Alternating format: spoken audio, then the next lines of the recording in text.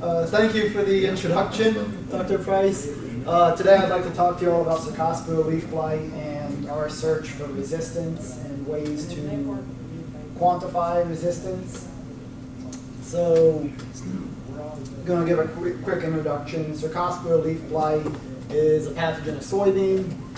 Also causes the pathogen Cercospora also causes purple seed stain. There originally was one pathogen, Cercospora kikuchii. This is the one discovered way back in the 1920s in Japan. However, recently we have also found that Cercospora CF flagellaris and CF sigisbecki are also pathogens that cause the exact same symptoms. And so far, we haven't found any ways that they behave differently from each other. The big difference is that these two have natural hosts here that they can come off of. CLB is one of the biggest diseases in Louisiana, and I got to travel around the Mid-South this last year, and I was able to successfully find it all the way up into Missouri.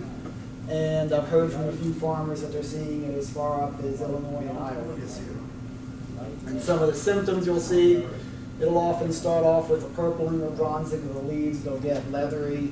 And then as the season progresses, the plants reach R5, R6, you'll start seeing a blighting where it looks like someone just took a match to the leaf.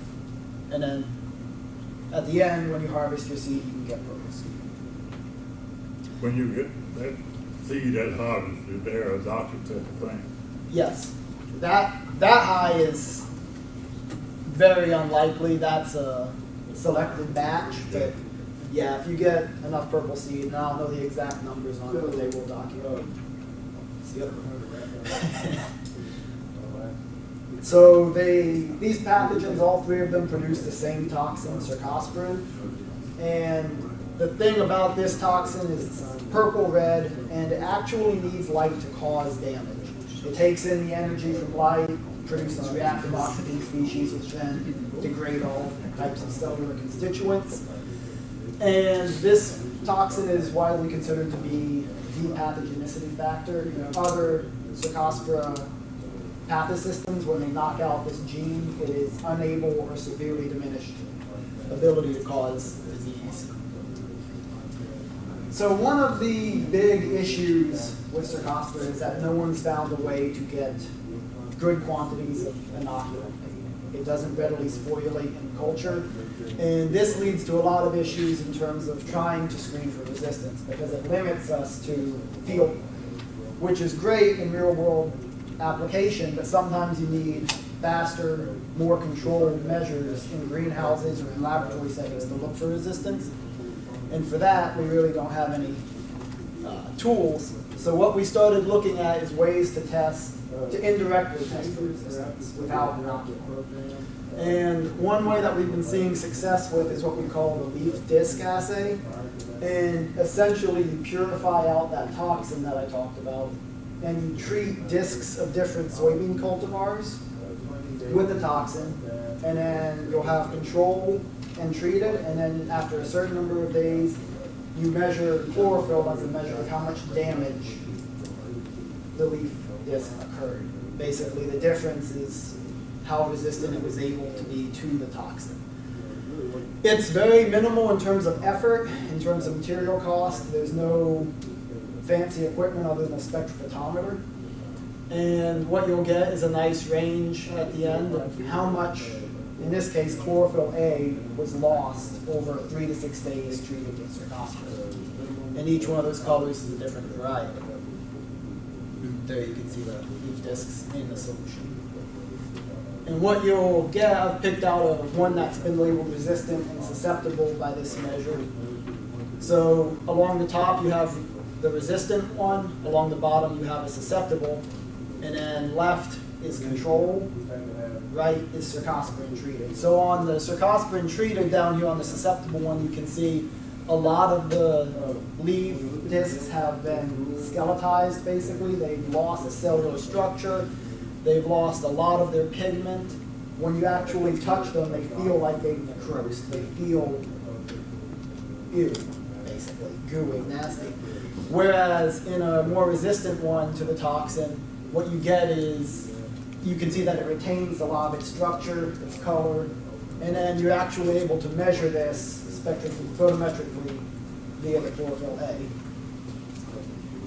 And we've repeated this a few times, and those colors do not show up very good here. But we find pretty good consistency between them, between trials. About 60% consistently come out into the same category as originally ranked. So if something was resistant and you repeat it multiple times, they'll come out resistant. There's a slight shift in about 30% of them. So either from resistant to resistant to tolerant.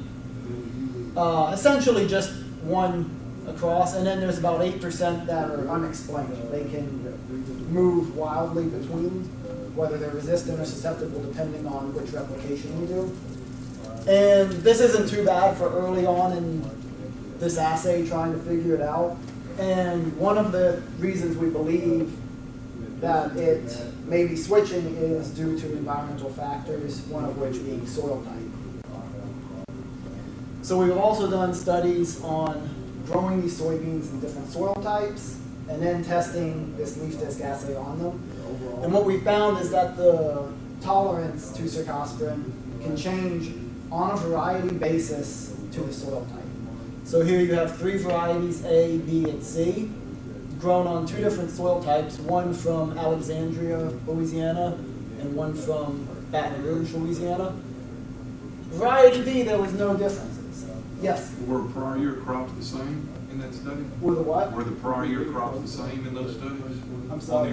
On your soil type evaluation, Rotation crop. What was the crop the that prior was- year crop the same? All for the soil got from these, I believe, going back at least 2 or 3 years, it was soybean. Before that, I can't I was say just for wondering, the year prior would have made such an impact on that from an inoculum. You see what I'm saying? sure. From an inoculum case? Well, right, but in other words, if you had one of the soil profiles that had 3 years of soybeans versus something that had a cotton soybean corn rotation, that's what I'm just wondering. It might.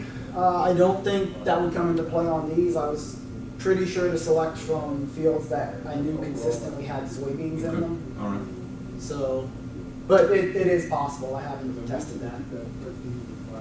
But you're able to see with variety A and variety C that there were significant differences just being grown on different soil types in how they responded to cercospora treatments. And this can also help explain why we see a lot of variability from location to location when field trials have been done for this pathosystem. And we've been trying to essentially calculate, based upon soil type and soil nutrient availability, how susceptible we think it's going to be to this leaf disc assay. And we've had some success. We come up with an equation, and it's essentially looking at numerous different elements: iron, copper, manganese, pH, and you assign them scores based upon how important we've seen it be. You then come up with a unitless number, and if you graph it against how it comes out in your cercospora assay, we do have correlation. There are still some outliers at the ends, but I'm hoping with more replications we can fine-tune this out more. And segueing into the next aspect of my talk, the big part of my postdoc with Dr. Price is to look at a commercial resistance study for CLV and soybean and a breeding moth resistance study. So over the course of the summer, I was able to hit all of these locations, 16 across 7 states. And at all of these locations, collaborators have been taking data for Cercospora leaf blight resistance in different field trials. And I was able to collect a lot of soil data from these locations. And I haven't had a chance to go through it yet, but I'm hoping that it'll refine our previous equation. So in terms of the disease ratings, before I came on, and even when I was working with this in my PhD, there were numerous rating systems. based upon petiole symptoms, blight symptoms, purple bronzing, categorical scales, percent scales. And no one of those was wrong, but what the issue is when you're trying to combine a lot of data, multiple rating scales gets really tricky, and you have to do a lot of normalizations. So based upon the 2016 and 2017 data across all of these locations, we decided that it would probably be best moving forward to pick a single categorical rating scale for everyone to use. And what we hoped was that it would be easier to use, so you'd have less error going through hundreds of plots in a field. You'd have a lot more uniformity across locations, leading to easier statistical analyses, and then all of that would lead to more trustworthy data in the long run. This is just showing some of the evidence we used to move forward with a single scale as opposed to multiple scales. In 2016-17, we essentially looked at correlations between all of the different rating scales. So this would be like purpling, bronzing, blighting, petiole symptoms. And we found that all of them were positively correlated, essentially meaning if you've got more of petiole symptoms, you're going to have more of blight symptoms, more purple bronze symptoms. And so we decided to move forward with a single scale. This is a categorical scale. We will publish this soon, hopefully. And it is essentially a 0 to 6, 1 to 5 most of the time, because 0 is completely healthy, 6 is defoliated. And then an incidence just broken up into quartiles, 25, 50, 75, 100% incidence. You can see here the beginnings of purple bronzing, the middle point with blighting, moderate bronzing, and then severe blighting of soybean leaves. So this is probably one of the two big points that y'all came to this talk for. We have found a few lines in the plant entry breeding project that do show very good resistance to Cercospora leaf blight. We found two two lines in 2016 and 17 that were resistant, and I believe that they have already started making crosses with these, so hopefully in a couple of years we'll actually have stock that we can say is resistant to Cercospora leaf blight. And then in 2018, we also found 3 more varieties that showed very good resistance across all, or at least most locations, to Cercospora symptoms in the field. One question we had that no one ever really seemed to know an answer to was if maturity groups had any effect on Cercospora leaf blight, and we were able to show with all of this data that no, they do not. Neither the severity nor the incidence was anywhere near significant for the maturity group. However, we were able to show that the category and incidence for our new scale were fairly correlated. So kind of a bonus to know that your rating system is working. We also looked at days after planting because we wanted to make sure it essentially helps us to normalize the data. And we were able to see how many days past planting was it rated, and did that have an effect on the ratings we were getting. And it did very slightly, but not to any great degree, and it was still able to be normalized very easily. So this is essentially, these 3 are essentially 1 week after that, and you can see that the ratings do go up. So this stresses the importance when you have a big collaborative group that everyone gets out and rates at the same time, or very close to the same time, so that you can get good uniform data. For the commercial cultivar resistance, we had a lot of locations. In 2018, there were 13 across 7 states, 3 to 4 reps per location. We rated these, and they were normalized with weight given to the severity. We found that weight was a better indicator than the incidence was.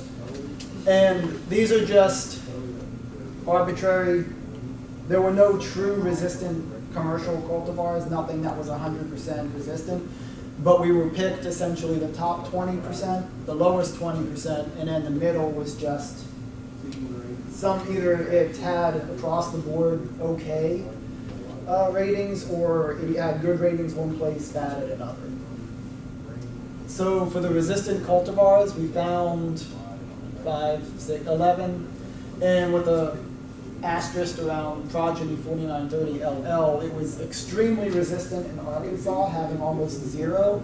However, it was tolerant somewhere in the middle everywhere else.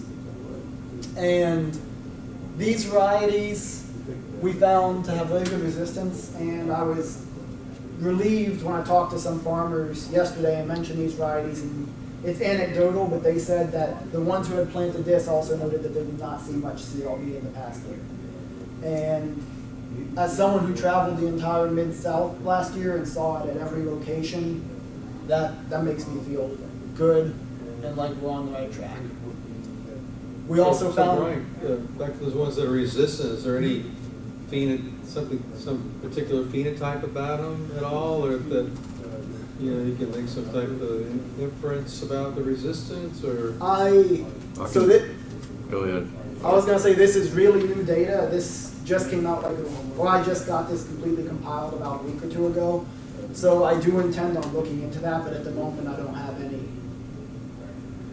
The S14s and the R13s, the ones that have the similar designations, are out of Dr. Chen's program, and he was at Arkansas and University of Missouri, and he developed those lines. So that's one thing I can see. And I don't know about the Delta Grow or the progeny. I'm not sure where they originated.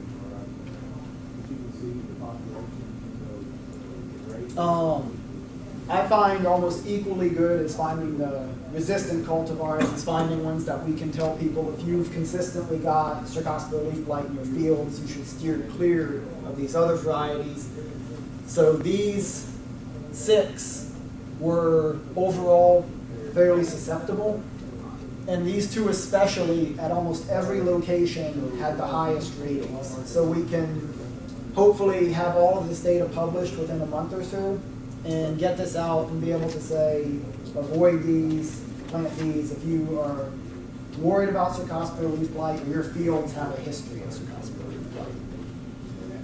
And then this is, I'm not going to go through any of this really, but just to give you an idea of how many came out right smack in the middle. And this again is either uniform, mediocre ratings across all locations, or great ratings paired with terrible ones. So they never came out to be something that we would recommend or warn against.